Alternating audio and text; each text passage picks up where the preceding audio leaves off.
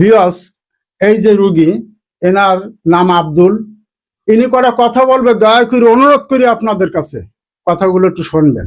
কথা বলেন, আপনার নাম কি? আব্দুল। আচ্ছা, আপনার কি?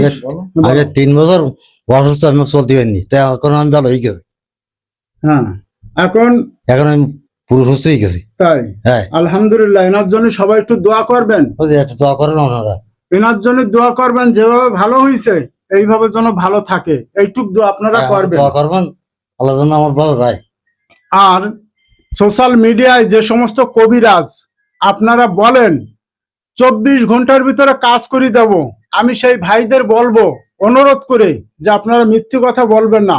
যদি পারেন আমার মতন 1 টাকাও নেবেন না, 1 টাকাও নেবেন না, বিনা টাকায় যদি মোবাইলে যদি রুগী যদি দেখতে পারেন, বিনা টাকায় যদি মোবাইলে যদি রোগ সারতে পারেন, তাহলে আপনারা মিডিয়ায় এই প্রচারগুলো দেবেন। কিন্তু আপনারা সেটা পারবেন না, আপনারা 1 টাকাও নেবেন না। এই কথা বলি পরে বলেন যে বোকাল কেনা টাকা দেন, আমার এই কেনা টাকা দেন, আপনাদের ফার্স্ট অনলাইন দিলাম, এইরকম কথা যদি আপনারা বলেন, আপনাদের ছবি আমি নামাইয়ে আপনাদের বিরুদ্ধে কিন্তু আমি ব্যবস্থা নেব। হ্যাঁ, আলহামদুলিল্লাহ, আমি আজকের প্রথম এসে চিকিৎসা হয়েছি।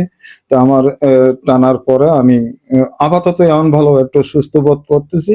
এখন পরবর্তীতে এখন যদি আরো আসটি বলেছে, যদি আসি ইনশাল্লাহ হয়তো তো ভালো হয়ে যাবে, আমি সেই চেষ্টায় আসবো বা আমি চিকিৎসা হব।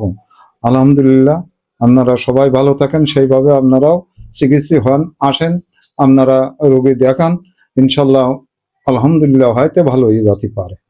আমি আপনাদের বলি, আমার জন্য কেউ মিথ্যে কথা বলবে না।